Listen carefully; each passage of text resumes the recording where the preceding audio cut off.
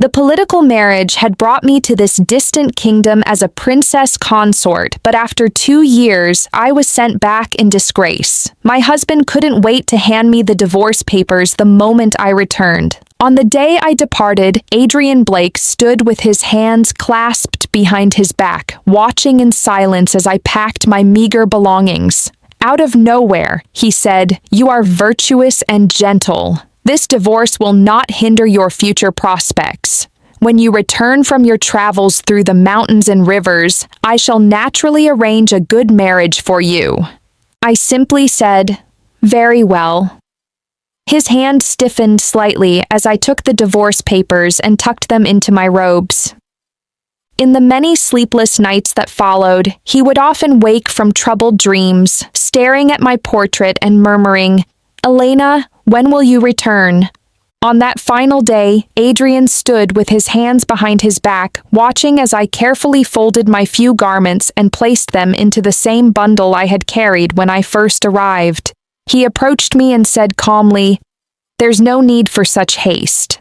The wedding procession won't reach the capital for several more days." I wrapped my well-used writing brush in a silk cloth before looking up at him. Today is auspicious for travel, and these few possessions won't take days to pack. Everything was proceeding too smoothly, too quietly.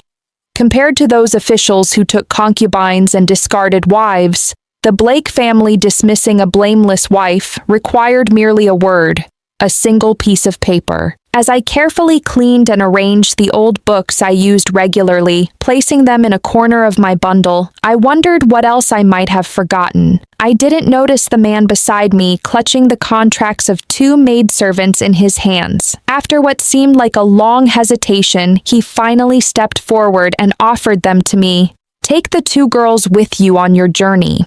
You're accustomed to their service." I understood his meaning, but smiled gently as I declined. They would hardly fare better following me than remaining in the household.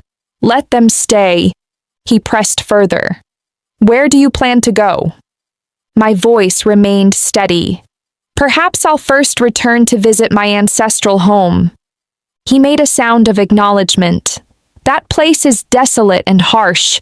After paying respects at your parents' graves, you should leave and find somewhere else to settle. We were husband and wife, after all. If you ever return to the capital, seek out Butler Harrison. He will assist you." I nodded. "Very well." But I knew I would never return to the capital. Such kindnesses would likely remain beyond my reach. Life is unpredictable, with gains and losses in equal measure. Had it not been for that fateful misunderstanding years ago, I might already be settled in that remote countryside. There was nothing to regret.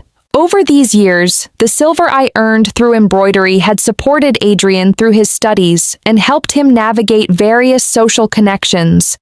By now, my needlework had become my means of survival. Whether intricate stitching techniques or delicate color combinations, I had mastered them all. With such skill, I need never fear starvation wherever I might go.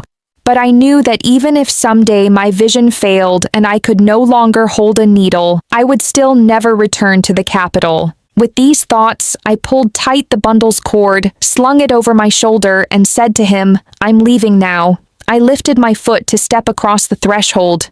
"Wait!" The golden and silver thread embroidered with the 100 years of harmony pattern that Mother gave you and the pair of mandarin duck ornaments from our wedding with your name engraved on the base. Don't you want these? I paused, realizing. Please dispose of them for me.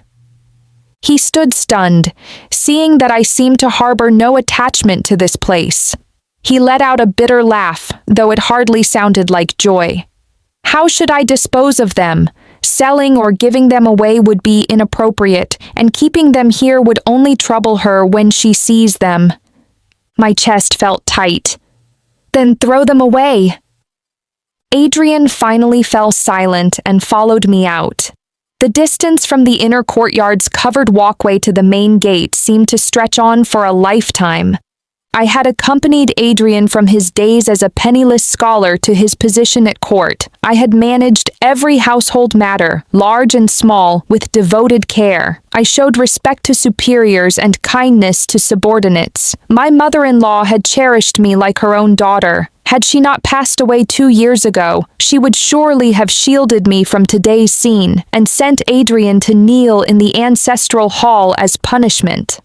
I missed her. I missed the red date and lotus seed soup she made for me. I missed how she would warn me not to strain my eyes by focusing too intently on needlework. I missed how she defended me when others gossiped about my childless years. How she would stand up despite her illness and declare, "How my daughter-in-law conducts herself is not for you to judge. Bearing children is a matter between husband and wife. Each has their destiny. What purpose do you serve spreading such malicious gossip?" I remembered her final whispered words to Adrian, urging him to treat me well. Sadly, she never saw her wish fulfilled. The servants had always treated me with deep respect. Now that I was leaving the household, they gathered uncertainly in the courtyard, not knowing whether they should approach to bid farewell. I calmly told them to return to their duties. Adrian valued propriety above all. I wouldn't have them punished on my account. After I left, the princess who had been returned after 2 years of neglect by the Northern Kingdom's crown prince would become the Blake household's new mistress.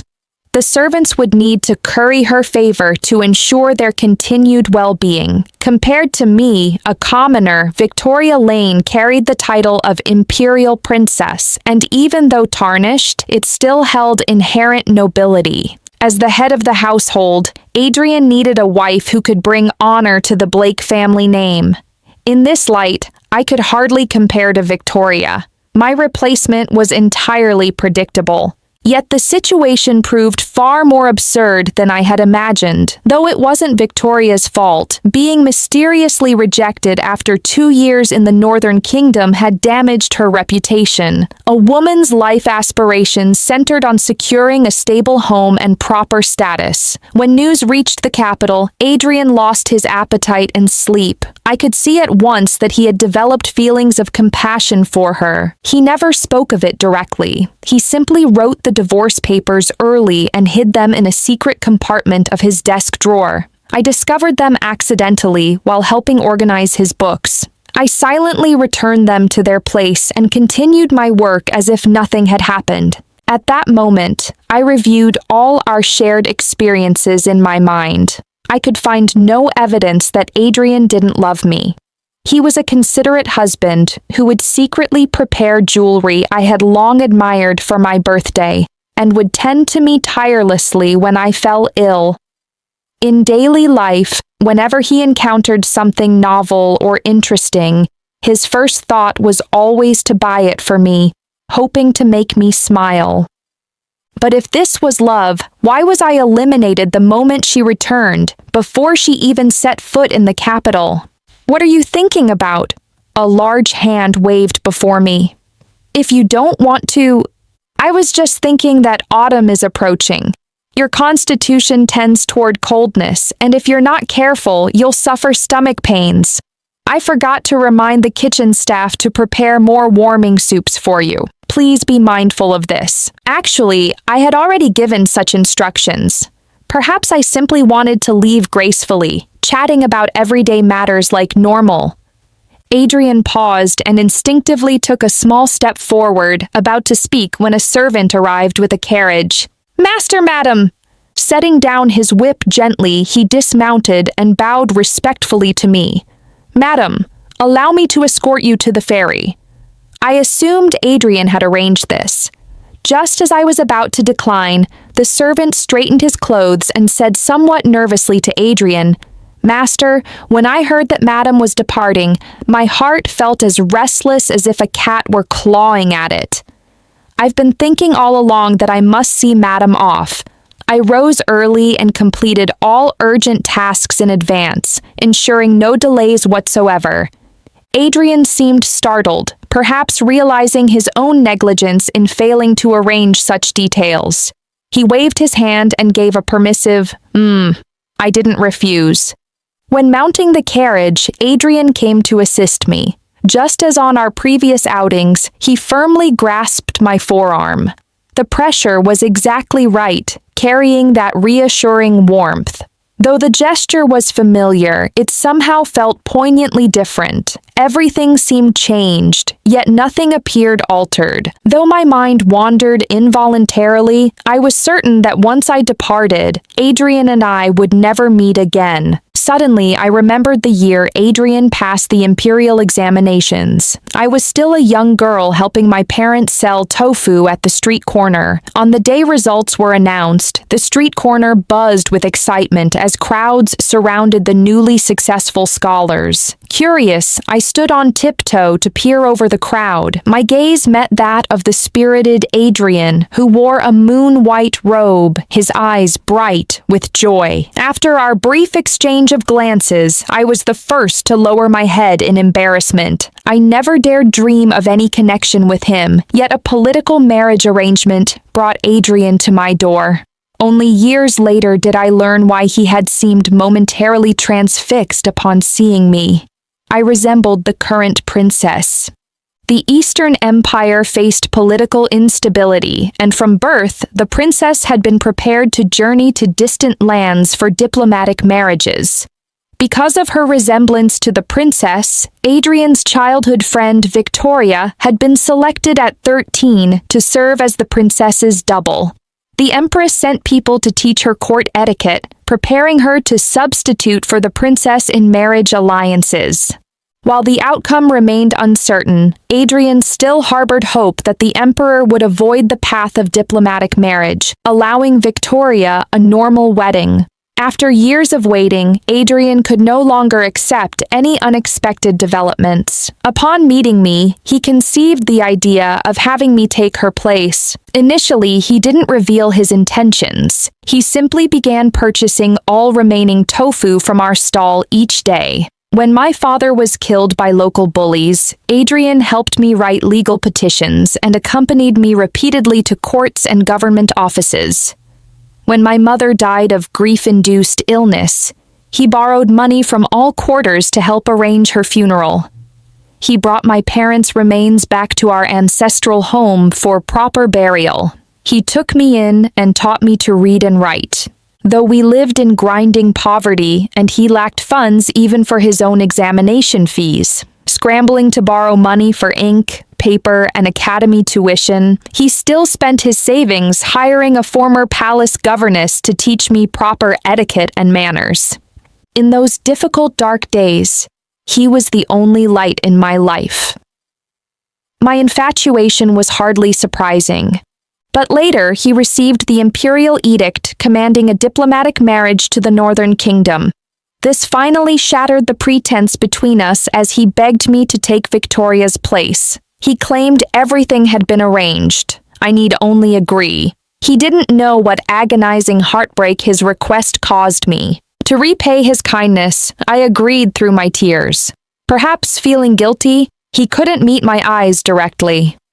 In the ladies' academy, carved window frames let in dappled sunlight. The instructing governess examined both Victoria and me repeatedly. Her gaze lingered longer on Victoria's graceful figure and charming smile before nodding slightly. When she looked at my plain face, she shook her head. In a measured voice, she announced, "Both are suitable." Then, pointing at me, "You resemble her more closely." Since I was there, naturally I bore the resemblance. I lowered my eyes without speaking. Victoria suddenly stepped forward and whispered something in the governess's ear. Ultimately, Victoria was still chosen. I had gone through the motions but failed to repay Adrian's debt. Discovering that I wasn't the one brought to the palace, Adrian was momentarily speechless. I forced a smile. "I'm sorry I couldn't replace Victoria." He sighed. "It doesn't matter. You did your best." I could see the disappointment in his eyes, as if fate's torrents had scattered all his hopes. After Victoria entered the palace and received her princess title, Adrian became despondent, spending his days drinking in taverns. I sought every means to meet Victoria privately. I said, The Northern Kingdom's crown prince remains a hostage in the south for 2 more years before you depart for the north. During this time, could you perhaps arrange for me to take your place in the marriage alliance?" Before I could mention Adrian's need for her, she slapped me hard across the face. "You're just envious of my princess title, aren't you? Get out! Don't let me see your face again. It's unlucky." Given our different stations, I dared not resist. I could only quietly remain by Adrian's side, watching him drink himself into oblivion daily, letting him vent his frustrations. When he collapsed drunk in tavern corners, I would struggle to carry him on my thin back, slowly making our way home step by step. When he grew somewhat lucid, I would gently urge him to pull himself together. When he told me to leave, I would stop talking and sit quietly by candlelight, doing needlework. Every stitch carried my hopes for him, part gratitude, part genuine affection. Now I can no longer remember how deeply I loved him. I simply think he's just ordinary. "Let's go!" I instructed the driver. "Wait!" Adrian raised his hand as if to grasp something, then froze mid-air. His voice carried uncertainty. "She sent word earlier saying she doesn't wish to see you. If you return to the capital, you can go to Butler Harrison. Don't come here directly." A chill settled in my heart, but I nodded calmly in acknowledgement. The carriage finally departed. The servant looked back several times, telling me the master still stood in place. Having no desire for conversation, I simply said, "Watch the road." As the carriage swayed, my mind returned to events from 2 hours earlier. Originally, I hadn't planned to leave so hastily. Several of Adrian's former classmates had come to visit. I was about to instruct the kitchen to prepare proper refreshments when I overheard their conversation at the door. An older gentleman opened the discussion with a laugh. "Old friend, I know you once went to great lengths for Victoria, but how could you bear to abandon your devoted wife of many years? Who could have predicted the Northern Kingdom's crown prince would return her at this time? Adrian won't stand by watching Victoria face public ridicule. These past years I've observed their marital happiness growing daily. I thought Adrian had forgotten her." After a pause, someone suggested, "Adrian, perhaps reconsider. One wife and one concubine would be like living as immortals." Adrian remained silent for a long moment before responding quietly. "You don't understand. Had Victoria's family not met with misfortune, she too would be a legitimate daughter of noble birth. How could I make her a concubine?" I started, accidentally kicking a flower pot with a soft clatter. Adrian glanced outside. I quickly hid to the side. The conversation soon resumed. "Having decided to protect her, I cannot allow her the slightest grievance. As for Elena, she would surely refuse to be demoted from wife to concubine. That would insult her." Someone sighed, and the room fell silent. I paused, thinking wryly to myself, "But you never asked me.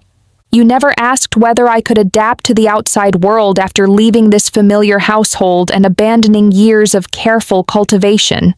You never asked how I might face others' strange looks as a woman alone.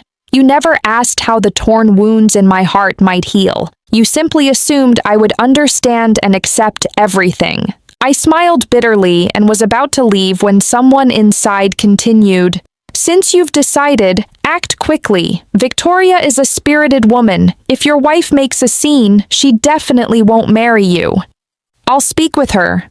The man's voice carried unwavering certainty. At that moment, I felt all our past affection had become a joke. After the guests departed, he came to find me. Seeing me packing, his brow visibly relaxed. Though I tried desperately to ignore it, my numbed heart began to ache. Having finally finished packing and composed myself, he suddenly said there was no need for such haste. Men, it seemed, were even more contradictory than women. Want meant don't want, and don't want meant want. Unfortunately, I understood perfectly. The servant escorted me to the ferry, where I had him return the carriage and leave me a single horse. I didn't return to my ancestral home, instead choosing the direction toward the frontier. Cracking my whip against the horse's flank, I called, "Hiya!" As the horse whinnied, I looked back once at the gradually blurring outline of the capital. Adrian, our past bonds were now like willow threads in the capital and desert sands beyond, forever unrelated. You guard your prosperous old dreams. I pursue my solitary desert journey. We part here, owing each other nothing. Master, you've been standing here quite a while. Please come inside to shelter from the wind. Butler Harrison's gentle reminder seemed to fall on deaf ears as Adrian continued staring. Only when that distant carriage turned around and came back did his expression show any relief. That careless woman must have forgotten something again. Butler, have the cook prepare some delicious food. She loves water chestnut cakes. Make plenty. Since she's returned, there's no need to leave today. Tomorrow will do just as well. Butler Harrison seemed about to speak, but ultimately released only an almost inaudible sigh. The servant who had escorted Elena to the ferry dismounted hastily and approached. "Master, I've delivered Elena to the ferry and am now taking the carriage to the west gate." Adrian's body stiffened slightly as he glanced at the carriage.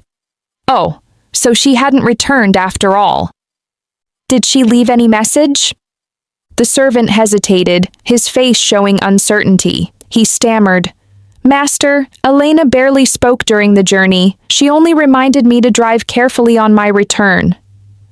Having said this, the servant quickly lowered his head, not daring to look at Adrian's slightly pale face. Adrian never imagined she would leave so decisively. She had carefully instructed the servants about every matter but left not a single word for him. About to ask more questions, he suddenly felt there was no need. He waved his hand, dismissing the servant. Butler Harrison seemed ready to speak when palace messengers arrived, instructing Adrian to host a welcome banquet for Princess Victoria in 3 days. Adrian was slightly stunned.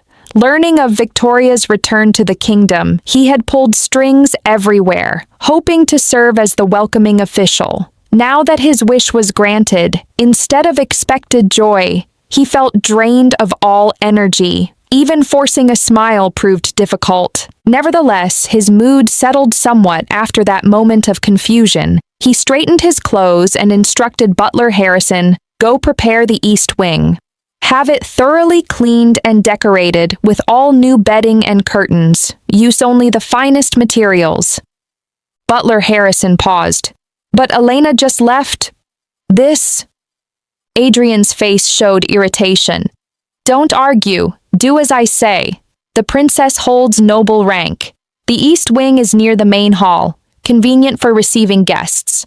We cannot breach propriety." Though his words suggested official protocol, his heart felt inexplicably hollow, though he maintained an air of business-like detachment. Butler Harrison responded, "Yes," and went to make arrangements. Adrian instinctively looked once more in the direction the carriage had taken. Only after confirming no one would return did he enter the house. From habit, Adrian first went to his study. Upon pushing open the door, the familiar scent of embroidered sachets wafted out. "Elena, you're here again?" Halfway through his words, he remembered that the woman who always sat quietly embroidering in the study corner, adding fragrance to his scholarly pursuits, was gone.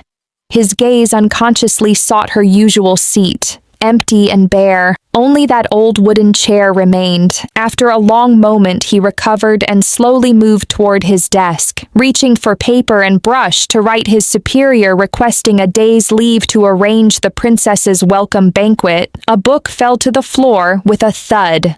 Bending to retrieve it, he saw a yellowed paper slip out. Looking closer, it was Elena's masterpiece from when she was learning to write his name. Just one Adrian written heavily in ink, crooked and uneven. In the past, she had practiced writing his name repeatedly by candlelight. After their circumstances improved, she couldn't bear throwing away these papers filled with his name. She carefully wrapped each one in silk and kept them in a carved sandalwood box, taking them out to browse during quiet moments, as if through those characters she could see their shared memories. How foolish. But why was this one here?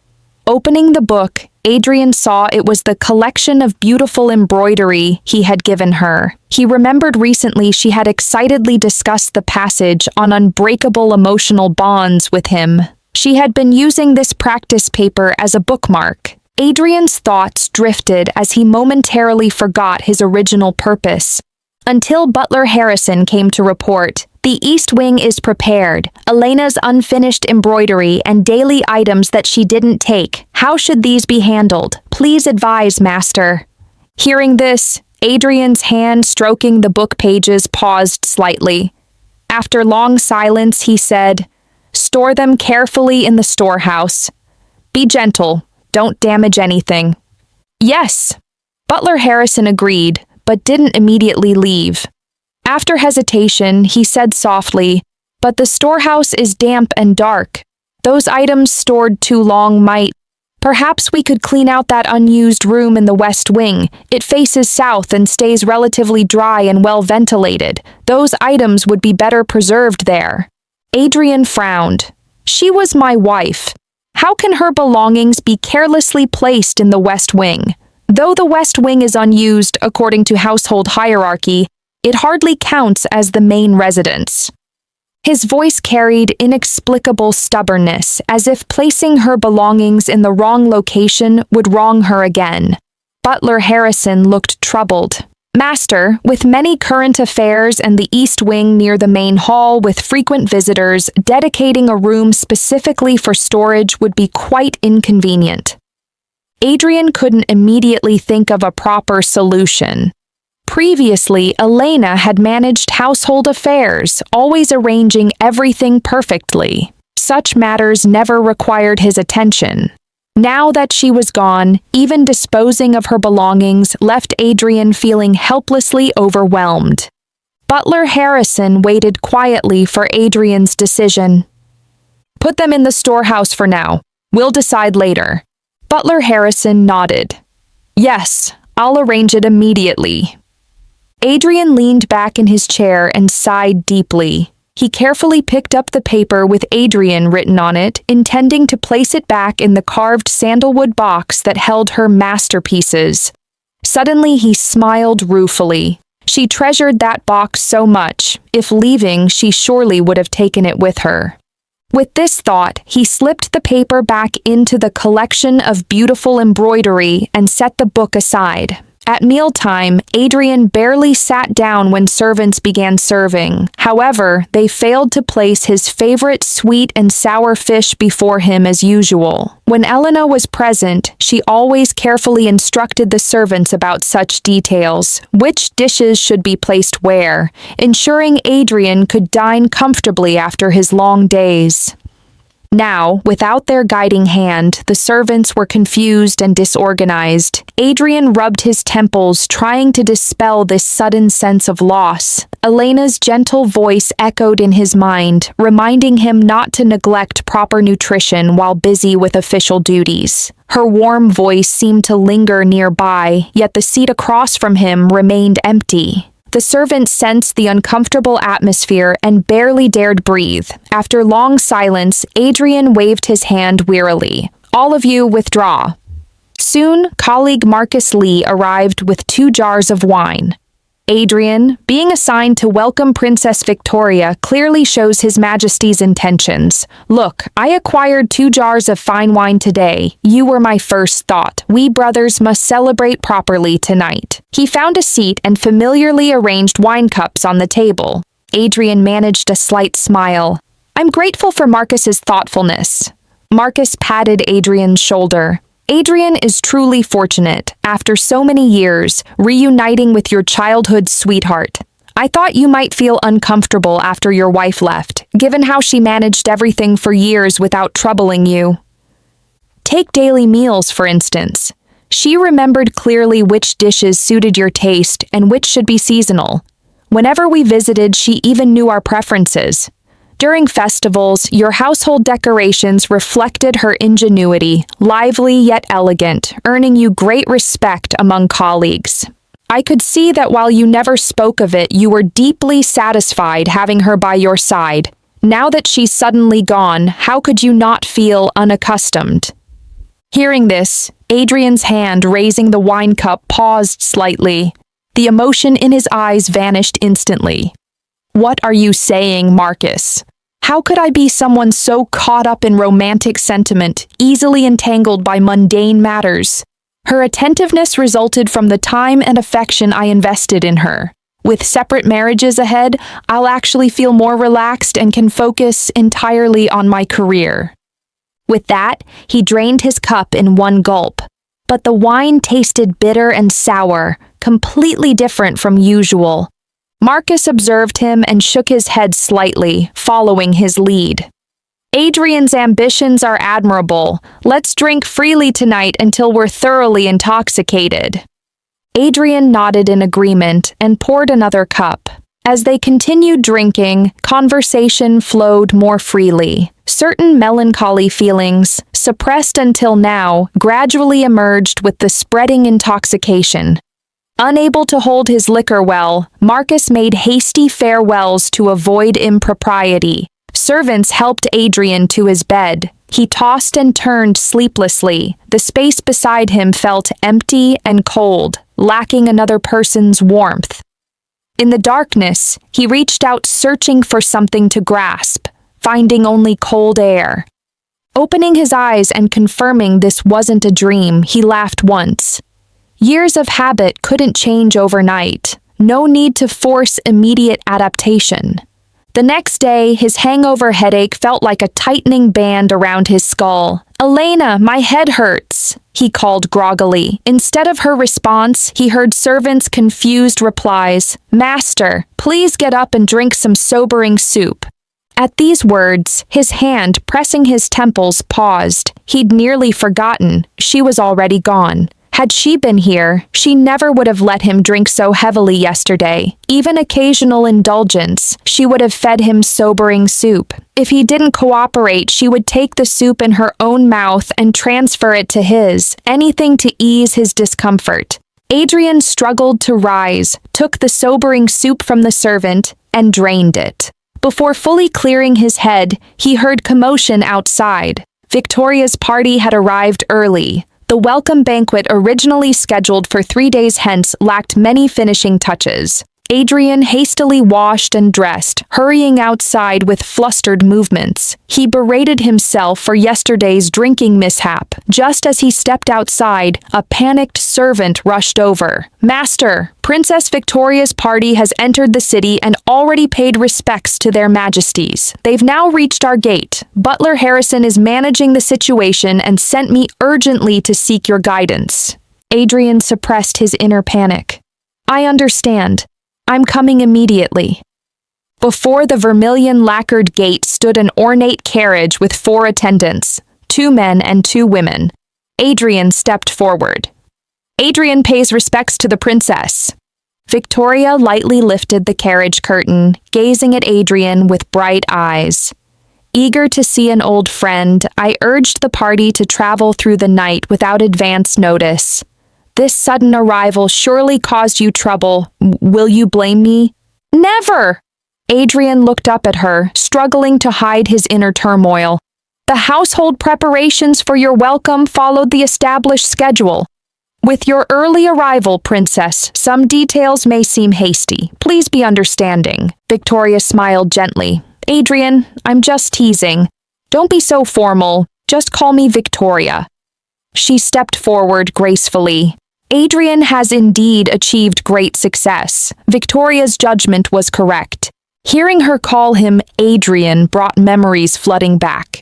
Without the marriage alliance situation, or perhaps if the return could have been predicted, perhaps they might have. Victoria approached with a brilliant smile. "Adrian, I've already informed His Majesty today. He's permitted me to reside here permanently." Adrian instinctively stepped back, avoiding her touch. "The household has many affairs. Please, Princess, Rest in the guest quarters while I make arrangements." Victoria's eyes flashed with displeasure, quickly hidden. She nodded lightly. "Whatever Adrian says." He gestured for Victoria to follow, unconsciously leading toward his and Elena's former residence. The several crabapple trees she had planted the year she moved in were beginning to show autumn's rust-red touches. The doors and windows still bore Elena's carefully cut paper decorations, patterns of paired mandarin ducks or auspicious peonies. Every line showed the creator's thoughtful artistry. Victoria immediately frowned. "Why is this room so plain? Adrian, your household manager knows little of Victoria's preferences." Butler Harrison quickly explained, "Your Highness, the master naturally wanted to provide the finest accommodations and instructed me to prepare them. Elena preferred simple elegance, hence this arrangement. I hadn't yet commanded redecoration when the princess arrived. I've failed the master's trust." Victoria approached and tore down the paper decorations. "Don't let these childish things appear before me again. Those flowers are unsuitable too. Replace them with peonies." "Yes." Butler Harrison immediately began cleaning up frantically. Adrian felt something twist in his heart, though he knew the old must give way to the new. Thinking this way, it didn't matter. Victoria asked, "Surely Adrian doesn't feel reluctant?" She smiled with testing undertones. "Everything according to your wishes." Only then did Victoria's expression soften. She commanded servants to replace everything with luxurious, brilliant decorations brought from the palace, and attendants efficiently began working. Soon, Eunuch Edmund arrived carrying an imperial yellow edict, walking hurriedly. "By the mandate of heaven, the Emperor decrees Princess Victoria Lane, devoted to Adrian Blake, possesses both virtue and talent. Permission granted for residence in Blake Manor. Marriage will be bestowed soon. May the two achieve harmonious union and compose a beautiful story together. By imperial command." Adrian's words of gratitude emerged automatically, while his mind remained chaotic. This Northern Kingdom rejection supposedly resulted from discovering Victoria wasn't truly the princess. The rejection undoubtedly humiliated the Eastern Empire court and damaged face. According to the Northern Kingdom Emperor's implications, the Eastern Empire had voluntarily abandoned pursuing peace through marriage alliances. The subtext suggested seeking pretexts for warfare. Even though this rejection wasn't Victoria's fault, if His Majesty blamed her for failing to enchant the northern ruler or serve the country, she would suffer consequences. Originally, he had planned to ask the princess to intercede, allowing Victoria to resume civilian status and marry him for protection. Everything proceeded more smoothly than imagined. Victoria smiled radiantly. "Adrian, please care for me well from now on." Adrian agreed, yet felt trapped in an absurd dream from which he couldn't wake. Though everything around him was what he'd longed for, why did his heart feel shrouded in thick gloom, weighing heavily downward, unable to find joy? Perhaps he simply needed time to adjust, just as years ago, when passing the imperial examinations required adapting to sudden status changes. Then Elena had provided him tranquility, skillfully managing those seeking favors, quietly shielding him from countless troubles. In that arena of power and fame, she never showed weakness, always maintaining dignified composure, supporting his establishment and integration into new circles. With these thoughts, Adrian's heart calmed. Elena, such a resilient and accomplished woman, would thrive anywhere. Imagining her future marriage to another for lifelong companionship brought him melancholy, but he believed when that day came, he would be the first to offer blessings. Late that night, Adrian lay alone on his study couch, thoughts drifting. Victoria's soft weeping suddenly came from outside. Adrian sob. "Victoria had nightmares with many unclear figures surrounding me. They were menacing and muttering that I shouldn't steal another's husband. I was so frightened." Adrian quickly opened the door. The woman's eyes were red-rimmed, looking pitifully at him. "Adrian, please hold me. Only by your side do I feel safe." She threw herself into Adrian's embrace. Adrian's heart tightened while Elena's gentle, smiling face flashed through his mind, his hand freezing mid-air. He could only suppress his discomfort. "Don't be afraid. Dreams are false," Victoria persisted. "Really? Adrian, Elena truly won't think I stole you from her?" How could she? Elena had never spoken ill of Victoria from beginning to end. She simply quietly accepted the divorce papers and left without looking back. "I don't care. My heart still pounds frightfully. Just hold me briefly. Just a moment." Reluctantly, Adrian lightly embraced her shoulders, stiffly patting. With Victoria in his arms, every second felt torturous. When Victoria's breathing steadied as if asleep, Adrian slowly released his arms and carefully settled her on the couch before turning to leave. Waking the next day, Victoria found the study's furnishings too plain and ordered removal of all curtains and decorations Elena had carefully chosen. This was where Adrian spent most of his time. Elena knew his preference for quiet elegance and had invested considerable thought in the arrangements.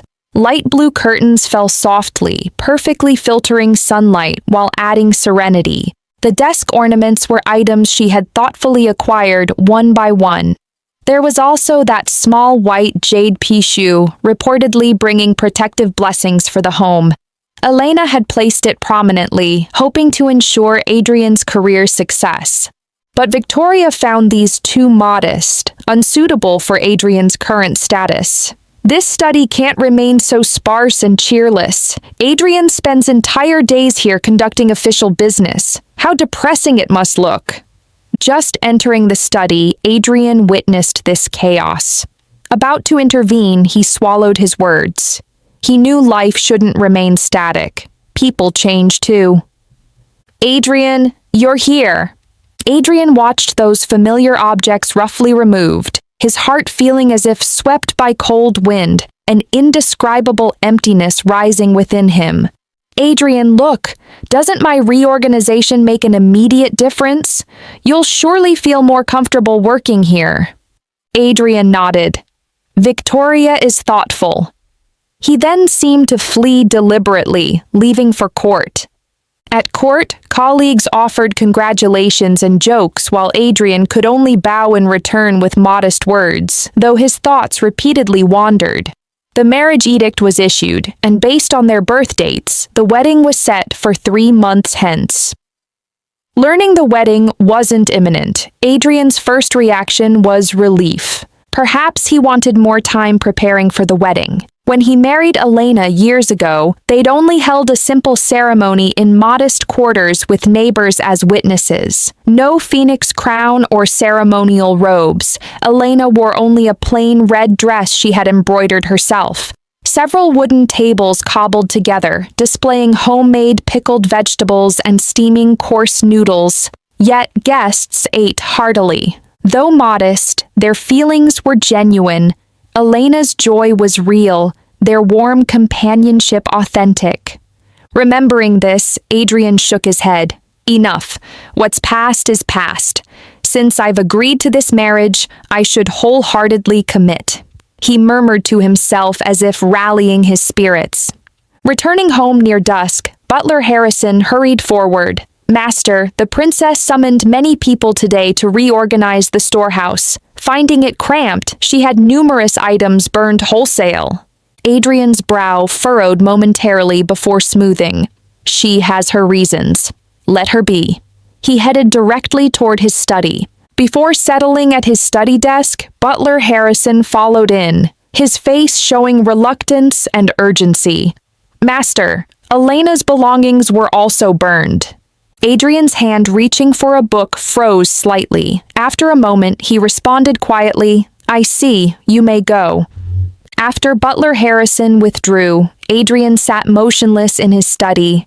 Eventually, he rose unconsciously and walked toward the storehouse. Before approaching, acrid burning smells assaulted his senses. In the clearing before the storehouse, a roaring fire consumed a pile of miscellaneous items, crackling loudly. Victoria stood nearby directing servants to add more fuel. Adrian's gaze caught a wooden box in her hand that she was about to throw into the flames. Those familiar carvings made his heart leap. Without thinking, he rushed forward to snatch it away. Victoria startled at this sudden action, her hand loosening as the wooden box fell securely into the fire. Adrian instinctively lunged toward the flames. Nearby servants cried out in alarm, "Master, it's dangerous!" Victoria also recovered, calling anxiously, "Adrian, come back!" As if deaf, Adrian groped frantically until finally grasping a corner of the box. When rescued, the box's edges still carried sparks. Ignoring burns, he quickly smothered the flames with his sleeve. Opening the lid, he saw several papers were scorched at edges, but fortunately most writing remained clearly legible. His fingertips gently traced the Adrian written there, leaving him breathless. When Elena was beside him, these subtle expressions of love surrounded him like air, ever present yet unnoticed. Now that she was gone, these simple strokes and marks weighed upon him with crushing force. After long bewilderment, he finally recovered. "This cannot be burned. She probably forgot to take it." Elena always treasured these old papers as precious memories belonging uniquely to her. She must have forgotten them. Victoria pouted. "Adrian, it's just an old box, dirty and space-consuming. If it's burned, it's burned. Why such a fuss?" Adrian seemed not to hear.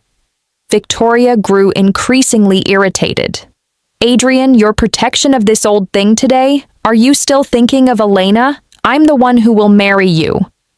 Only then did he look up. "Don't touch Elena's belongings again." Victoria snorted coldly. "Humph. What other belongings? They're all burned now." Hearing this, Adrian seemed stunned. All burned? Perhaps that was better. It saved him from wondering where to place them. But this box, he must return it to Elena. Victoria raged. "I knew you still have feelings for her. Then what am I?" Adrian considered his words carefully before slowly speaking. "Princess, the wedding will proceed as planned. But this box carries some memories from my youth, unrelated to romantic feelings. I hope for the princess's understanding." Hearing him call her princess, Victoria felt uneasily insecure and dared not press further. Returning to his study, Adrian clutched the box tightly and slowly crouched along the wall, murmuring, "Elena, look at me. I nearly lost your treasured box." Victoria felt dissatisfied with Adrian's recent distracted state, sensing he was somehow different from before. Fortunately, the wedding approached. She wouldn't waste her remaining years. After 2 months of upheaval, Blake Manor was completely transformed from halls to chambers. Victoria had fully assumed the identity of Blake household mistress. The servants also carefully followed her commands. With less than 3 days until the wedding, Adrian returned from handling official business to find Victoria wielding scissors, arbitrarily cutting a red garment. "Adrian, you're back. This old wedding dress is so unfashionable and takes up space. I noticed the fabric quality is decent. Cutting it up, it would make a perfect skirt hem for my new dress." Adrian's expression stiffened slightly as pain struck his heart. Wait. That was the wedding dress Elena had personally embroidered stitch by stitch years ago.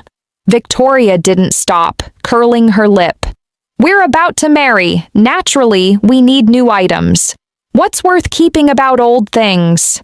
Adrian watched helplessly as she cut through the collar embroidered with mandarin ducks, his heart contracting painfully.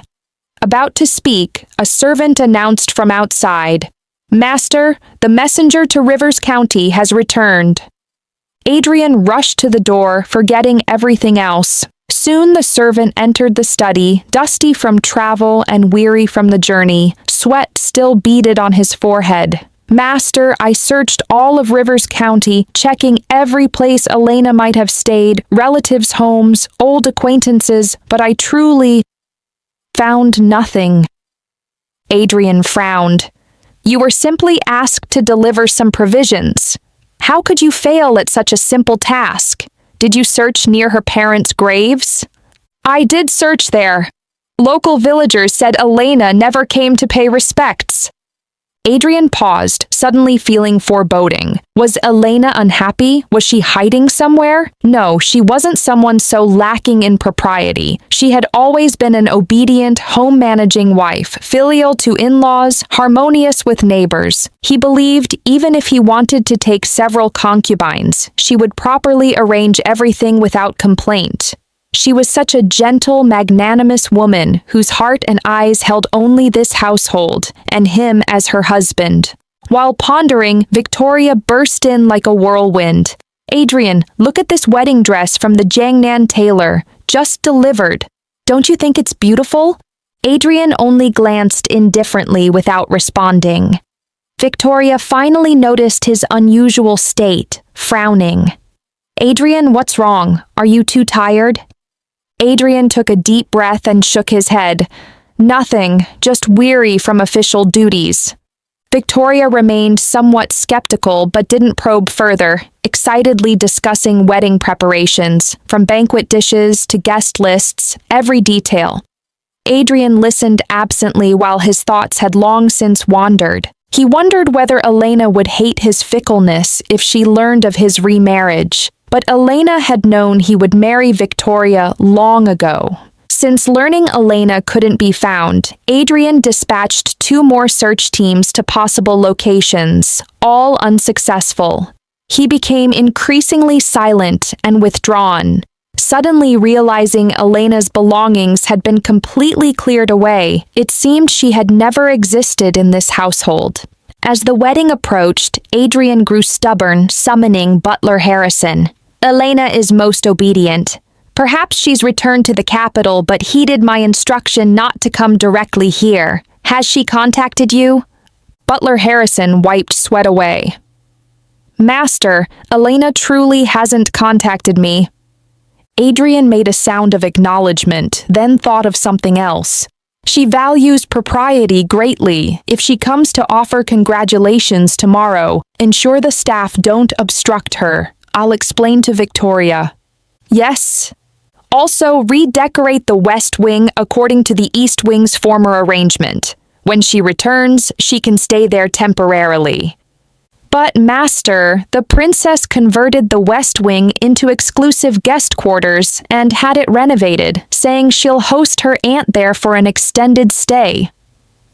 Adrian slammed his teacup down forcefully. She certainly manages household affairs thoroughly now. I merely wanted to provide Elena with familiar surroundings. She's been away from home these days. Returning to find everything changed would break her heart. Butler Harrison had never seen such fury from the master and hurriedly replied, I'll see to it immediately. Outside, gentle breezes stirred the curtains, bringing subtle coolness. Adrian rose to close the window. Turning back, he noticed several books Elena often read in the study corner. He unconsciously approached and picked up one, finding it quite boring after a few pages. Unexpectedly, turning to the back revealed Elena's diary. Her elegant handwriting still seemed warm. Each entry brimmed with hopes for this household, wishes for mother-in-law's health, prayers for Adrian's career success. Reading page by page, Adrian's heart constricted increasingly. At the end, his hand trembled violently, nearly dropping the book. He cried out in terror, Someone come! Fetch Butler Harrison! Adrian overturned the teacup before him. Scalding tea splashed his sleeve, yet he remained oblivious. Tell me the truth. Elena was pregnant and miscarried? Why did you deceive me those days, claiming she had caught cold? In the diary, she had written only one line. Adrian, I lost our child. For the rest of our lives, may we each treasure ourselves. He was her bedmate, yet knew nothing. Butler Harrison kowtowed frantically. Elena forbade me to speak. She said it would affect your relationship with your new wife, so I didn't. Originally, Elena was overjoyed to tell you this happy news, but after seeing the divorce papers hidden in your drawer, she became too agitated, accidentally fell, and lost the child. In that instant, Adrian felt thunderstruck, his blood seemingly freezing. No, it wasn't like that. The divorce papers in the drawer were written when they first married, and he had nothing, not wanting to burden Elena. But Elena never left, always smiling gently to comfort him that the future would improve. This made him increasingly reluctant to release her hand. Left for years, he had forgotten writing those divorce papers. The new divorce papers were written the day she left, expressing years of debt to her and hoping she could forgive his inability to accompany her to old age. No, whether old or new. He had written them both. He had abandoned her both times. Countless words choked in his throat, becoming silent tears flowing freely. Elena's desperate, helpless face continuously appeared before his eyes. At that time, his attention was entirely focused on Victoria's arrival in the capital. When Elena lay bedridden for days claiming cold symptoms, he had foolishly believed it. With trembling hands, he continued reading the diary. The following pages showed increasingly chaotic handwriting, revealing the writer's emotional collapse. Several lines had ink bleeding through, as if tear-stained. Adrian's tears flowed uncontrollably, dripping onto the pages and spreading in mottled stains. Outside, the sky darkened as storm clouds gathered. Adrian clutched the book tightly, collapsing to the floor. He seemed to begin understanding certain things. Years ago, he could pull himself together because Elena encouraged him. Only by pursuing an official career do you have the power to reclaim your woman. He deeply remembered Elena's words, studying day and night, advancing step by step from impoverished scholar to court position. But what was the reality? He no longer harbored romantic feelings for Victoria, only youthful obsession that remained unfulfilled. Now that obsession was realized, he felt only boredom, his heart full of guilt and longing for another woman. Victoria heard Adrian had secluded himself and came specifically to see him. Though tomorrow's wedding required avoiding contact tonight, her anxiety about possible complications affecting her marriage into the Blake family overcame such concerns. Seeing Adrian's lost appearance, she gritted her teeth and helped him to bed. Adrian seemed not to see her, moving like a walking corpse under others' direction. Only when the woman began undressing and leaning into his embrace did he react. Adrian will be married tomorrow. Tonight is auspicious. Don't waste it. Only then did Adrian come to his senses, turning away. His voice carried distance. Princess, please maintain dignity. After tomorrow's wedding, we'll naturally have proper conjugal relations. Victoria's expression stiffened, shame and anger mixing in her heart. Adrian, if you continue pining for Elena, don't blame me for ruthlessness. Don't forget, Elena's appearance more closely resembles the princess. If I suggest to His Majesty that Elena undertake the marriage alliance, she would face certain death. Adrian's heart jolted as he stared at Victoria in disbelief. I've agreed to marry you and promised she won't appear before you again. Why do you still press so relentlessly, determined to destroy her completely? Elena never offended you. She even wanted to take your place in the marriage alliance originally. Yet you cannot tolerate her existence. How did you become so cruel and heartless? Victoria raised her chin slightly, eyes full of disdain. You agreed to my terms? Stop deceiving yourself. You simply want an excuse to reconnect with me while feeling justified in abandoning your lawful wife.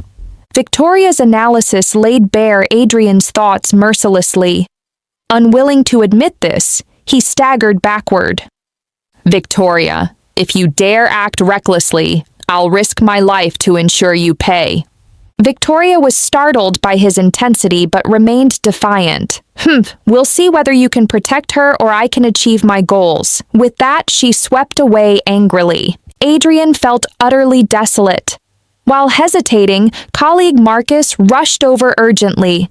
"Adrian, palace emergency, urgent summons, come with me quickly."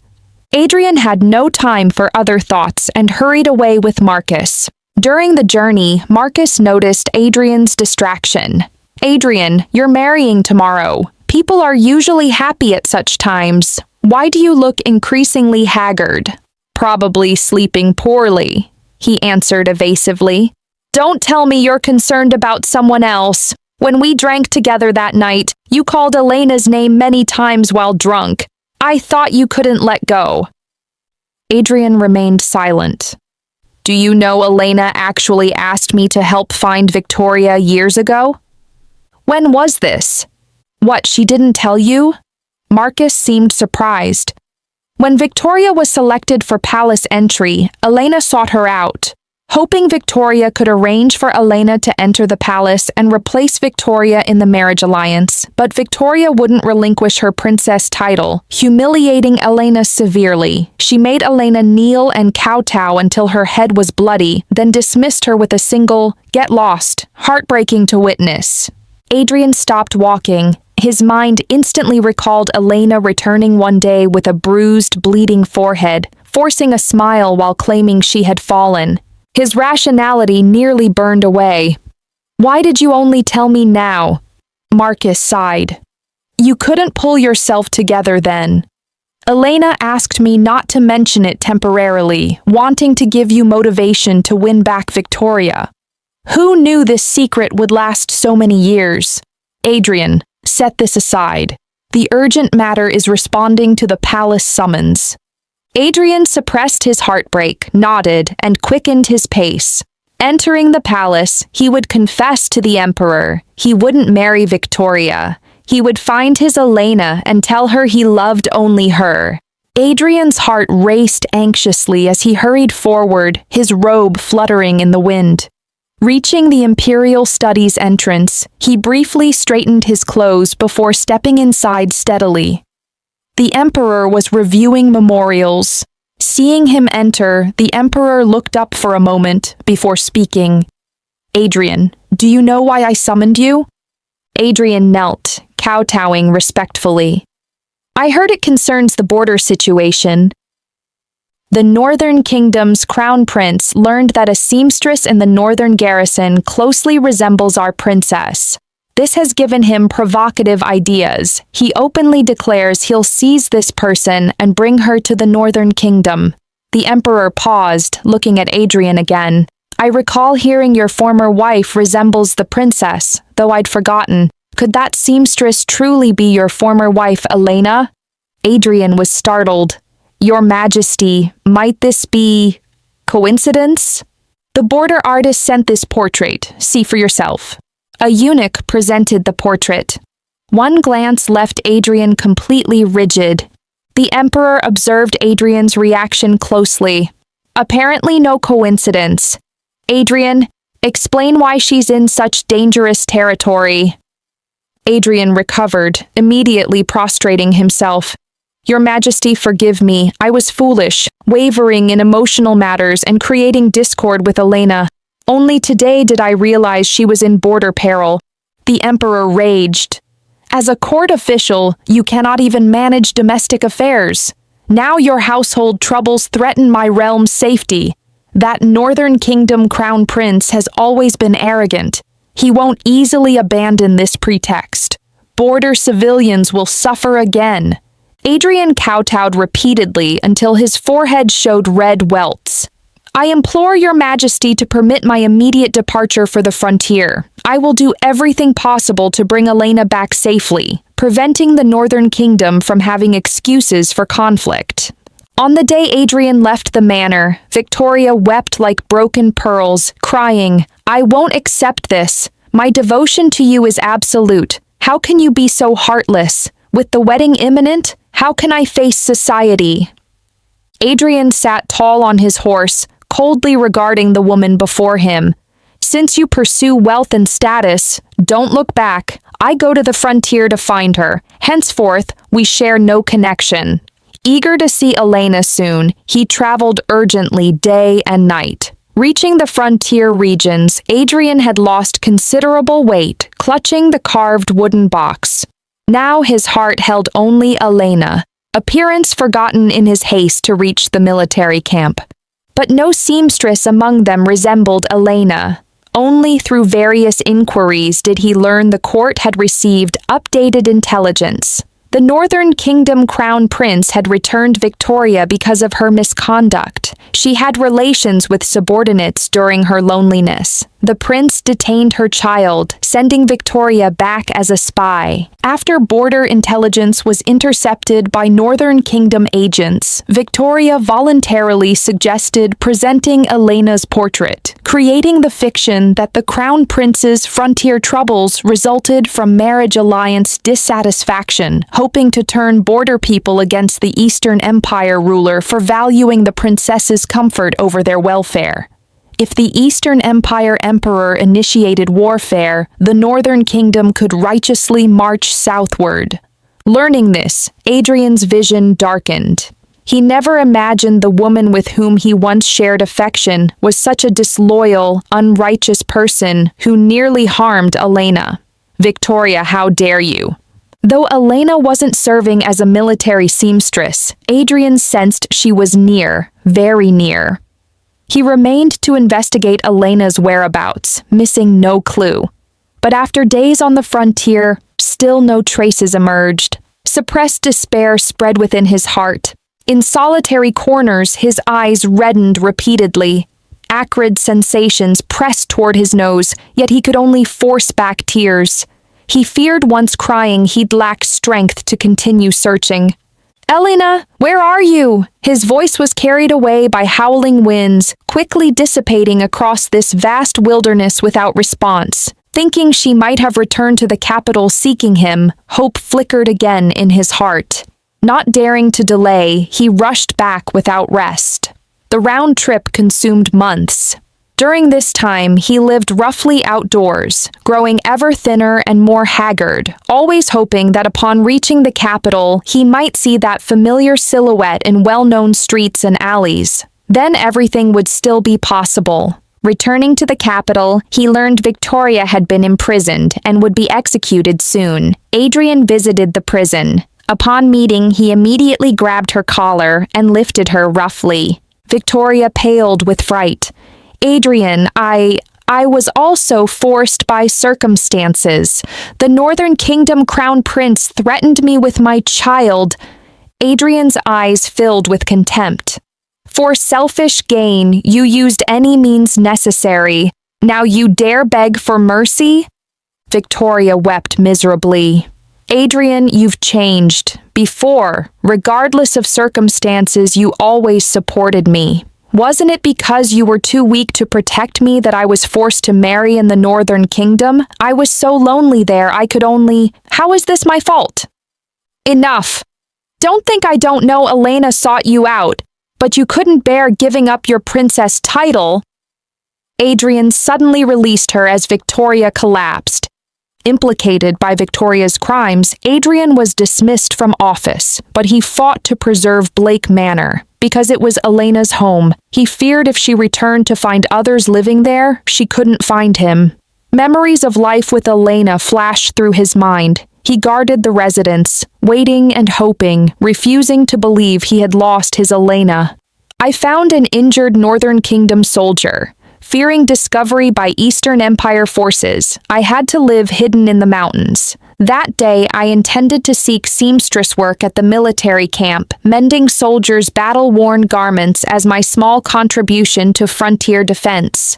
Suddenly, Northern Kingdom forces attacked the camp. Shouts, hoofbeats, and arrows falling like rain filled the air. I fled in panic. That Northern Kingdom soldier took an arrow meant for me. Later, I discovered he had already suffered 2 sword wounds before shielding me. I frantically dragged him into nearby mountains, creating simple camouflage with branches and vines. Having never witnessed such brutal combat, I trembled with terror. Though weakened, the soldier gently comforted me. "Don't fear. If discovered, just kill me, and you can escape." He pressed a dagger into my hands. I remained terrified but had to compose myself. On Eastern Empire territory, saving a Northern Kingdom soldier was gravely forbidden. Yet I couldn't abandon him. He had taken an arrow for me. When fewer people were around, I quickly found a safe mountain cave to shelter him, using medical knowledge self-taught from books to treat his wounds simply. I told him, "Don't give up. I'll find opportunities to return you to Northern Kingdom forces for safe passage home." Barely breathing, he still worried about my safety, telling me not to risk becoming beast prey for his sake. After several days, he finally regained full consciousness. That day I learned the Northern Kingdom and Eastern Empire would exchange prisoners, saying happily, "You're finally awake. Quickly, you have a chance to return to the Northern Kingdom." His gaze wavered momentarily as he stammered, "Miss has been so thoughtful, causing you considerable trouble. I cannot repay such kindness, so I cannot leave." Seeing his bashful demeanor like someone unaccustomed to women's company, I couldn't help smiling. "You saved me first. I only returned the favor. Where's all this talk of debt?" He stammered back, I won't burden Miss." He refused to leave, leaving me helpless. After all, the legs were his. Seeing he could care for himself, I prepared to continue my plan of finding seamstress work at the camp, but he insisted on accompanying me. Fearing complications, we compromised. He built 2 wooden houses and a small courtyard in the forest where we settled. I planted vegetables from seeds I gathered while he hunted. Each time he dropped game on the ground, he'd smile and tell me, "Miss, we have meat tonight." Seeing his worn boots, I spent several days embroidering him new ones. He held them like precious treasures. "Mrs. Skill is extraordinary. How do I deserve this honor?" One day, returning from market supplies, he gravely pulled me aside, saying, "Miss, someone's searching for you with your portrait. Remember, whenever necessary, just say I coerced you." My anxious heart settled. In that moment, I suddenly didn't want to leave him. Perhaps this feeling wasn't love, but rather finding a secure harbor in this turbulent world, an instinctive clinging after weathering storms. I don't know how many years passed. Eventually, we bowed to heaven and earth before the vast desert and had a child together. Hearing the baby's first cry, he rushed into the room, eyes moist as he gripped my hand. "Elena, thank you for your hardship. From now on, I swear to protect you and our child for life." I gazed at him through tears, smiling and nodding. Though once wounded so deeply by love, this man before me, Darius North, with his responsibility and tenderness, gradually filled the emptiness in my heart. I was fortunate indeed. That's our story for today. We hope you enjoyed this incredible tale. Share your thoughts in the comments below. We'd love to hear from you. Subscribe for more captivating stories like this, and don't forget to like and share this video. Thank you for being here with us. See you next time.